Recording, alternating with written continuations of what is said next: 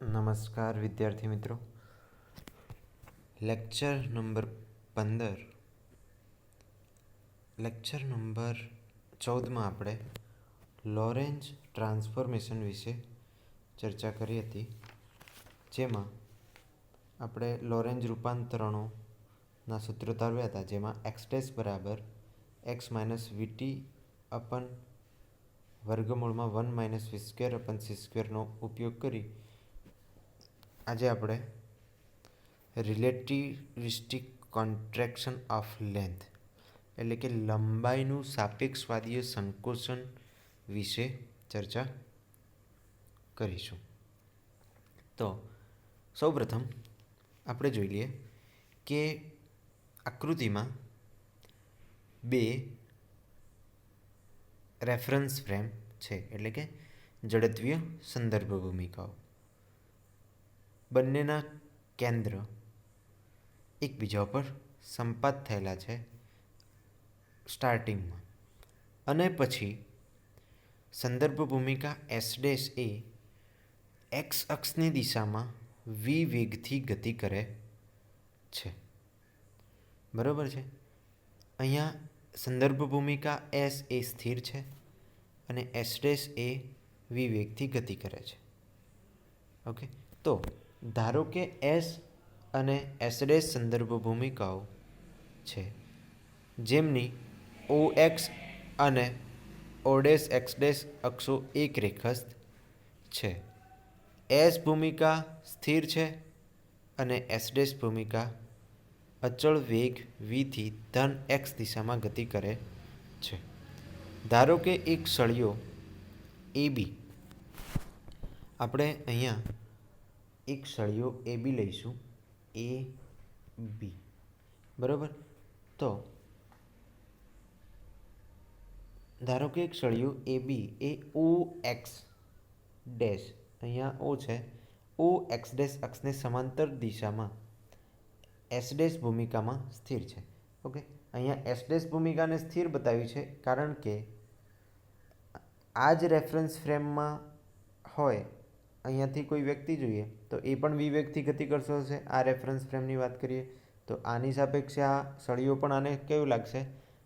સ્થિર. પણ આ જે સ્થિર રેફરન્સ ફ્રેમ છે, ફ્રેમ બદલીએ રેફરન્સ ફ્રેમ અને પછી જોઈએ,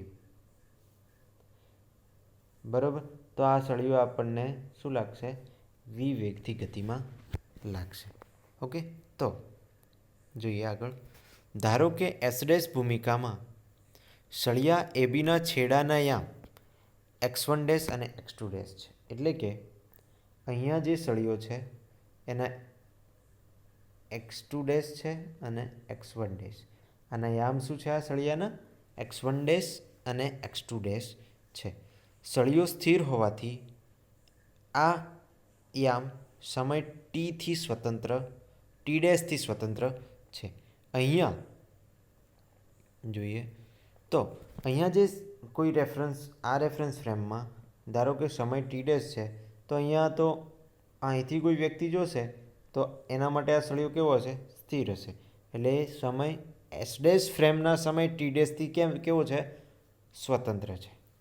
ઓકે, S' ભૂમિકામાં સ્થિર સળિયાની લંબાઈ તેની યોગ્ય લંબાઈ કહેવાય છે, કારણ કે એની લંબાઈમાં કોઈ ફેરફાર થશો નહીં, કારણ કે આ રેફરન્સ ફ્રેમ S' રેફરન્સ ફ્રેમમાં જે વ્યક્તિ જોશે એને પણ એ કેવો લાગશે? સ્થિર. તો એની લંબાઈને શું કહેવાશે? યોગ્ય લંબાઈ. જો સળિયાની લંબાઈ L0 લઈએ, આની લંબાઈ કેટલી લઈએ? L0, તો આના યામ હતા x2' અને x1', એ બંનેની બાદ બાકી કરીએ તો આપણને યોગ્ય લંબાઈ L0 મળશે. ઓકે, જેને ઇક્વેશન નંબર 1 વડે અહીંયા દર્શાવેલું છે. ઓકે, ચલો હવે આગળ જોઈએ. તો જો સળિયાની આ લંબાઈ L0 કહીએ તો L0 બરાબર x2' માઇનસ x1', જેને આપણે ઇક્વેશન 1 વડે દર્શાવ્યું હતું. હવે સ્થિર ભૂમિકા Sમાં આવેલા સ્થિર અવલોકનકારને ગતિશીલ ભૂમિકા S' રહેલા સળિયા ABને v વેગથી ગતિ કરતો જણાય છે. ઓકે, ધારો કે આપણે એક ઉદાહરણ દ્વારા સમજીએ. ધારો કે આ બે બસ છે, આ એક બસ છે, આ બીજી બસ છે. હવે સ્ટાર્ટિંગમાં આ બસ કોઈ એક સ્ટાર્ટિંગ પોઈન્ટથી ઉપડે છે એટલે કે ઓ બિંદુથી ઉપડે છે, બરાબર છે. તો આ બસ અહીંયા સ્થિર છે અને આ બસ અહીંયા ગતિમાં છે, વી વેગથી એક્સ વી દિશામાં ગતિ કરે છે. ઓકે, ચલો હવે અહીંયા અંદર કોઈ બેગ અથવા ધારો કે કોઈ સળિયો પડ્યો છે, આપણો સળિયો જ લઈએ. તો આ સળિયો અહીંયા અંદર ઊભેલા કોઈ વ્યક્તિ માટે, બસની અંદર રહેલા વ્યક્તિ માટે આ સળિયો કેવો હશે? સ્થિર હશે. પણ બહાર જે બીજી બસ સ્થિર હતી એમાંથી કોઈ વ્યક્તિ આ સળિયાને જોશે ત્યારે આ સળિયો કેવો લાગશે? વી વેગથી ગતિ કરતો જણાશે. ઓકે, ચલો ધારો કે એસ ભૂમિકામાં રહેલા અવલોકનકારને સળિયાના છેડાના માપેલા યામ x1 અને y2 જણાય છે. હવે પહેલાં આપણે L0 યોગ્ય લંબાઈ માટે એને આપણે યામ કહી દીધા હતા x2 ડેશ અને x1 ડેશ. પણ આ સળિયાના યામ સ્થિર જે સંદર્ભ ભૂમિકા છે એની સાપેક્ષે એના યામ લઈએ તો x2 અને x1 થશે. તો અહીંયા હવે તો આમ સ્થિર અવલોકનની સાપેક્ષે ગતિશીલ સળિયાની લંબાઈ L બરાબર x2 માઇનસ x1 થશે, બરાબર છે, જેને ઇક્વેશન નંબર 29 વડે દર્શાવ્યું છે. હવે લોરેન્જ રૂપાંતરણો અનુસાર, લોરેન્જ રૂપાંતરણો આપણે આગળ જ ભણી ગયા, તો એમાં આપણે ભણ્યા હતા કે એક્સ ડેશ લખીએ અહીંયા સાઈડમાં, તો એક્સ ડેશ બરાબર X minus VT upon 1 minus વી square upon C square. Okay, આ આપણે લોરેન્જ રૂપાંતરણમાં ભણી ગયા, બરાબર છે. એ લોરેન્જ રૂપાંતરણોનો અહીંયા આપણે x1 ડેશ અને x2 ડેશ માટે વાપરીશું. ઓકે, તો x1 ડેશ બરાબર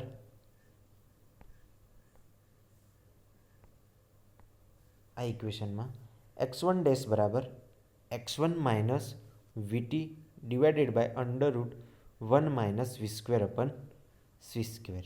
ઓકે, અને x2 ડેશ બરાબર x2 minus VT under root 1 minus વી સ્ક્વેર અપન સી સ્ક્વેર થશે.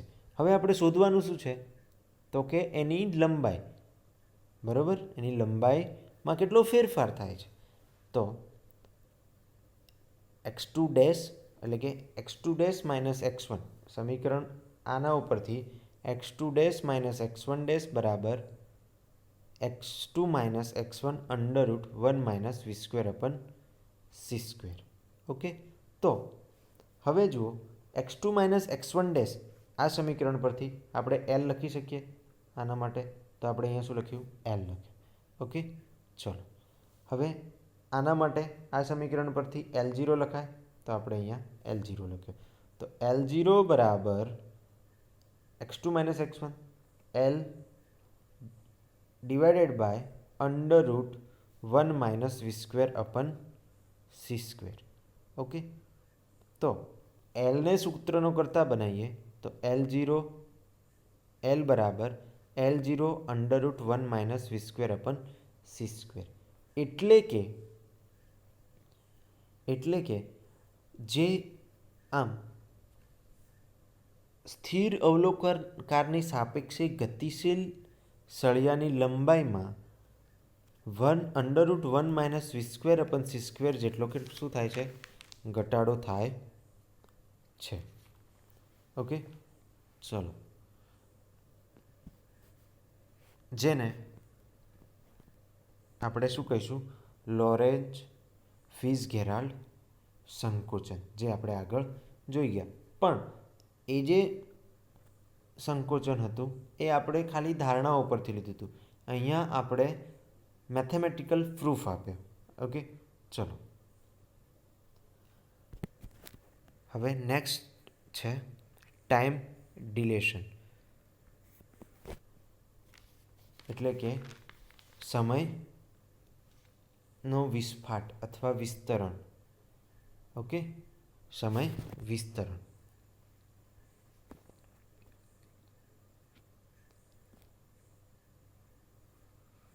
ધારો કે એસ ડેશ સંદર્ભ ભૂમિકા સ્થિર સંદર્ભ ભૂમિકા એસની સાપેક્ષે અચળ વેગ વીથી એક્સ દિશામાં ગતિ કરે છે.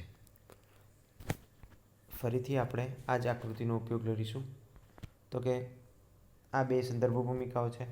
એસ સંદર્ભ ભૂમિકા સ્થિર છે અને એસ ડેશ સંદર્ભ ભૂમિકા ગતિમાં છે. હવે એસ સંદર્ભ ભૂમિકાની સાપેક્ષે એસ ડેશ સંદર્ભ ભૂમિકા વી વેગથી ગતિ કરે છે. ઓકે, એસ સંદર્ભ ભૂમિકાના યામો છે એક્સ વાય ઝેડ અને એસ ડેશ સંદર્ભ ભૂમિકાના યામો છે એક્સ ડેશ વાય ડેશ અને ઝેડ ડેશ. ઓકે, ચલો હવે ગતિશીલ ઝડપીય સંદર્ભ ભૂમિકામાં એસ ડેશમાં સ્થિર પણ ચાલુ પ્રમાણિત ઘડિયાળ છે. ઓકે, હવે મુક્ત અવકાશમાં કોઈ ભૌતિક ઘટના બને ત્યારે એસ ડેશ ભૂમિકામાં એક્સ ડેશ યામ ધરાવતી ઘડિયાળને ભૂમિકામાંનું અવલોકન ઘટનાના પ્રારંભનો સમય T1 ડેશ માપે છે અને સ્થિર એસ ભૂમિકામાં રહેલો અવલોકનકાર આ પ્રારંભના સમયને T1 હોવાનું નોંધે છે. ઓકે, ચલો ફરીથી આપણે આકૃતિ પરથી સમજીએ તો અહીંયા કોઈ પ્રમાણિત ઘડિયાળ છે. ઓકે, હવે આ જે ઘડિયાળ છે એ સંદર્ભ ભૂમિકા એસમાં છે. શેમાં છે? સંદર્ભ ભૂમિકા એસમાં. અને અહીંયા એક કોઈ બીજી ઘડિયાળ છે એ છે સંદર્ભ ભૂમિકા એસ સ્થિર જે છે એમાં. ઓકે, હવે ધારો કે અહીંયા કોઈ ઘટના બને છે. ધારો કે ઉદાહરણ તરીકે લઈએ તો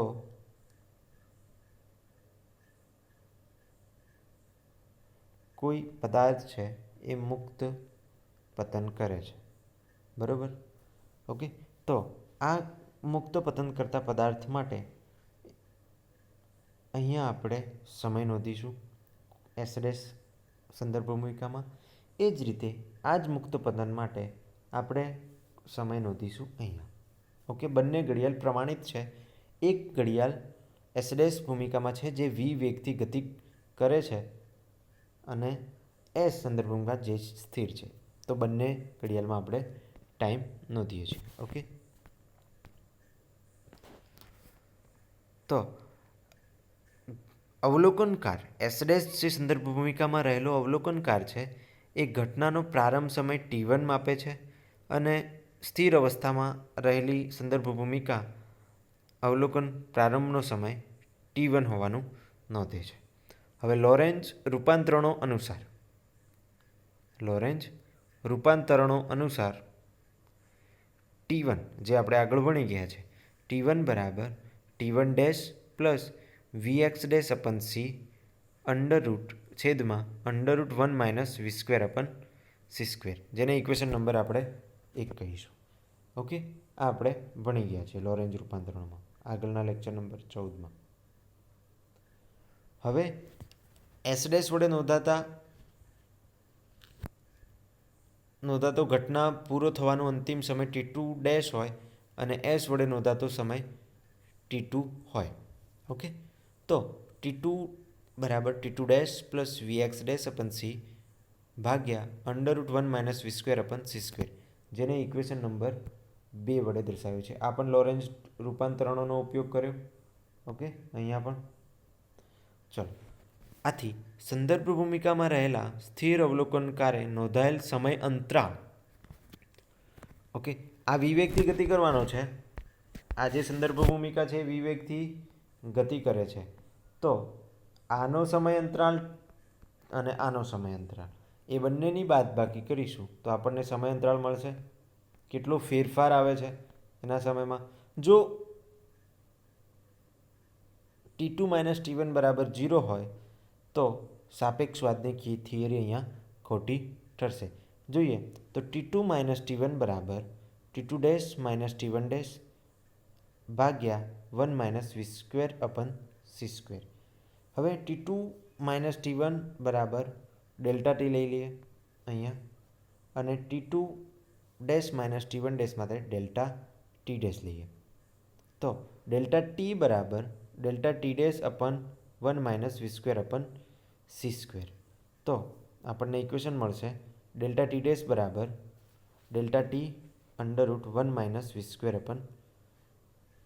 / c². આમ સમીકરણ નંબર 3 એ ડેલ્ટા ટી ડેશ કરતાં ડેલ્ટા ટી કેવો છે? મોટો છે. આમ કોઈપણ સમય અંતરાળ સ્થિર ઘડિયાળ વડે નોંધાતો સમય મોટો હોય છે, જ્યારે ગતિમાન વડે સમય અંતરાળ નાનો નોંધાય છે. એટલે કે અહીંયા જે આપણે બે ઘડિયાળ લીધી હતી, ઘડિયાળ 1 અને ઘડિયાળ 2, તો આ જે v વેગથી ગતિ કરે છે એમાં અહીંથી નીચે મુક્ત પતન કરતા પદાર્થ માટે આ સમય, આ ઘડિયાળ એસ ફ્રેમની ઘડિયાળ એ સમય ઓછો નોંધશે, જ્યારે સ્થિર અવસ્થામાં રહેલી ઘડિયાળ આ મુક્ત પતન કરતા પદાર્થ માટે સમય કેવો નોંધશે? મોટો. માટે આપણે કહી શકીએ કે સમય અંતરાળ સ્થિર ઘડિયાળ માટે મોટો હોય છે, જ્યારે ગતિમાન ઘડિયાળ માટે નાનો નોંધાય છે. Okay, meaning of time dilation. Okay, હવે એના પછીનો ટોપિક છે કે સમયનું વિસ્તરણનું અર્થઘટન. તો ગતિશીલ ઘડિયાળ સ્થિર કરતાં ધીમું જતું લાગે છે. વાસ્તવમાં બંને જડત્વીય સંદર્ભ ભૂમિકામાં ઘડિયાળના સમય દર સરખા હોય છે, પરંતુ ઘટનાઓના સમય અંતરાળ માપનના અવલોકન વચ્ચે તફાવત હોય છે.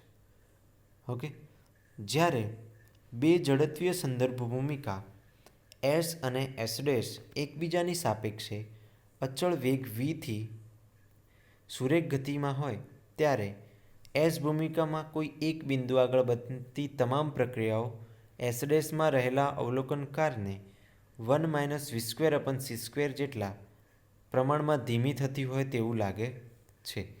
તે જ પ્રમાણે એસ'માં બનતી પ્રક્રિયાઓ એસમાં રહેલા અવલોકનકારને તેટલા જ પ્રમાણમાં ધીમી થતી લાગે છે. આ બાબતને સમય વિસ્ફાટ કહે છે, ટાઈમ ડિલેશન. સમયનો વિસ્ફાટ એટલે કે જો ગતિશીલ ઘડિયાળ છે એ એના કરતાં સ્થિર ઘડિયાળમાં ધીમેથી સમય જતો હોય એવું લાગે છે. બંને ઝડપીય સંદર્ભ ભૂમિકામાં આપણે જોયું એમ ઘડિયાળનો સમય દર તો સરખા જ હોય, પરંતુ સમય અંતરાળ માપનના અવલોકનમાં શું વચ્ચે તફાવત આવે છે. હવે બે સંદર્ભ ભૂમિકાઓ એસ અને એસ' એકબીજાની સાપેક્ષે v વેગથી ગતિ કરતી હોય, તો એસ બિંદુએ કોઈ એક બિંદુ આગળ બનતી પ્રક્રિયા એસ'ના અવલોકનકર માટે 1 - v² / c² જેટલા પ્રમાણમાં કેવી થતી હોય છે? ધીમી થતી હોય એવું લાગે, જ્યારે એસ'માં બનતી પ્રક્રિયા એસમાં રહેલા અવલોકનકાર માટે તેટલા જ પ્રમાણમાં ધીમી થતી હોય, ઝડપી થતી હોય એવું લાગે છે. આ બાબતને સમય વિસ્ફાટ કહે છે. તો આજના લેક્ચરમાં આપણે ડિસ્કસ કર્યું કે રિલેટિવિટી કોન્ટ્રેક્શન ઓફ લેન્થ, એટલે કે લંબાઈનું સાપેક્ષવાદીય સંકોચન. એટલે કે કોઈ બે રેફરન્સ ફ્રેમ છે, તો એ બે રેફરન્સ ફ્રેમ જ્યારે એક સ્થિર અને બીજી કોઈ v વેગથી ગતિ કરતી હશે, ત્યારે તેની લંબાઈમાં 1 - v² / c², એટલે કે કોઈ સંદર્ભ ભૂમિકા એસ'માં કોઈ સળિયો રહેલો છે, જે સળિયો ગતિમાં છે અને એને કોઈ સ્થિર વ્યક્તિ જુએ છે, તો એ સ્થિર જે અવલોકનકાર છે એને એવું લાગશે કે આ જે સળિયો છે એની પ્રોપર લંબાઈ L0 હોય, તો એ L0 લંબાઈમાં એને √1 - v² / c² જેટલો ઘટાડો થતો જણાશે. ઓકે, તો જ્યારે પણ તમને કોઈ એક્ઝામ્પલ પૂછાય કે પ્રોપર યોગ્ય લંબાઈ L0 એ 10 સેન્ટીમીટર છે, તો 25 કિલોમીટર/સેકન્ડના વેગથી ગતિ કરતા સળિયા માટેની લંબાઈ શોધો.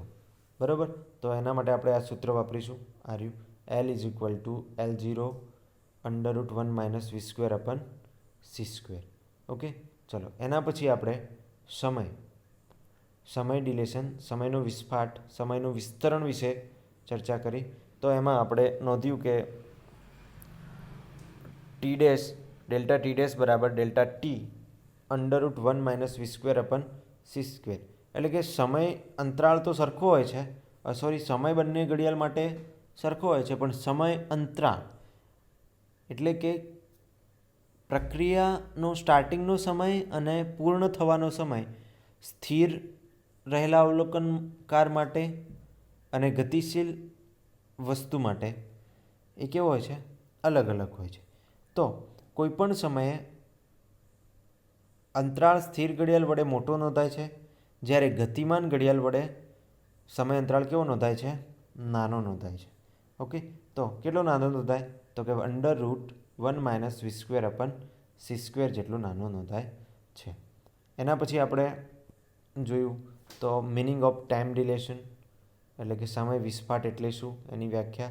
તો કે જ્યારે બે ઝડપી સંદર્ભ ભૂમિકાઓ એસ અને એસ ડેશ એ એકબીજાની સાપેક્ષે અચળ વેગ વીથી સુરેખ દિશામાં ગતિ કરતી હોય, ત્યારે એસ ભૂમિકામાં કોઈ એક બિંદુ આગળ બનતી તમામ પ્રક્રિયાઓ એસ ડેશમાં રહેલા અવલોકનકાર માટે 1 - v²/c² જેટલા પ્રમાણમાં ધીમી થતી હોય એવું લાગે.